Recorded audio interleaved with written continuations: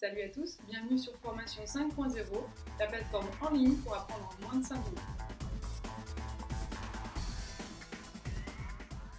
Aujourd'hui, nous allons apprendre à conseiller la bonne pointure de chaussons d'escalade pour ton utilisateur sportif. Dans d'autres vidéos, tu pourras apprendre les différentes caractéristiques techniques d'un chausson d'escalade. Pour y arriver, tu vas avoir besoin de poser 3 questions à ton utilisateur sportif. La première, l'objectif de sa pratique. Est-ce que c'est pour aller grimper en famille? Est-ce que c'est pour s'entretenir? Ou est-ce qu'il y a un objectif de compétition? La deuxième, ça va être la fréquence de ses séances de grimpe. Une fois de temps en temps, 1 ou 2 fois par semaine, ou alors 3, 4 ou 5 séances par semaine. Et la dernière info, ça va être la plus importante, c'est sa pointure de ville. C'est là-dessus qu'on va se baser pour commencer les essayages. Pour te faciliter la tâche, je te conseille de toujours partir du modèle Rock Plus. C'est le deuxième prix dans notre gamme de chaussons d'escalade. La première raison, c'est parce que c'est le meilleur rapport prix-technicité.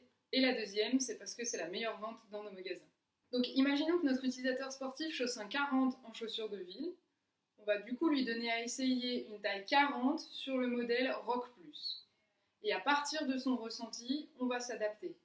Un pratiquant débutant ou une personne qui s'initie à l'escalade ou qui a une pratique peu régulière, on va pouvoir rester sur un chausson à la pointure de ville ou maximum sur un -1, donc une taille en dessous.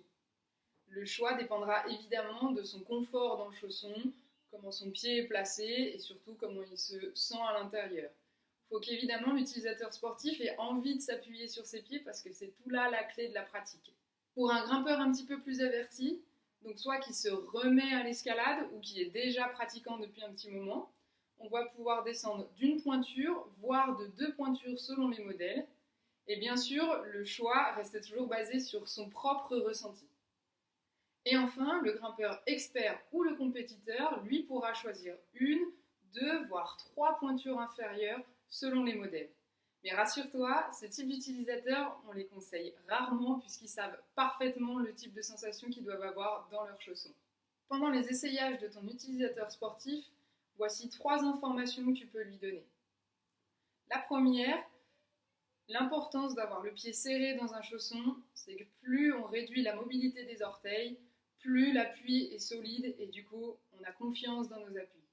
C'est comme si je prenais appui sur ma main à plat, il y a beaucoup de mouvements. Et lorsque je ferme le poing, mon pied est uni et du coup j'ai beaucoup plus de force. La deuxième info concerne le chausson en lui-même. Évidemment là il est neuf, il est raide et du coup pas très confortable. Mais au bout de quelques séances, il va commencer à s'adapter à la forme du pied et à tout doucement un petit peu se détendre. La seule exception dans notre gamme, c'est notre premier prix technique qui est en tissu et donc du coup ne va pas du tout bouger. Et la troisième info, c'est que c'est normal d'avoir mal au pied dans les chaussons puisque le pied est complètement bloqué dans la chaussure et il n'a pas l'habitude d'être contraint à ce point. Par contre, les douleurs auxquelles il faut faire attention, c'est tout ce qui est crampes sous le pied ou douleurs articulaires comme si une aiguille traversait l'articulation sur n'importe quel orteil. Dans ce cas, il faut changer la pointure, soit réduire d'1, parfois ça règle le problème, soit augmenter d'1, et c'est des cas exceptionnels dans lesquels on choisit un chausson un peu plus grand, ou alors changer de modèle puisque la forme du chausson va pouvoir influencer la position du pied. Et bien sûr, la décision finale pour le choix du chausson ou de la pointure repose absolument sur le ressenti de l'utilisateur.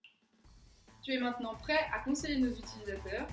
Si tu as une question, n'hésite pas à laisser un commentaire en dessous de la vidéo ou à me contacter par email. Bon commerce!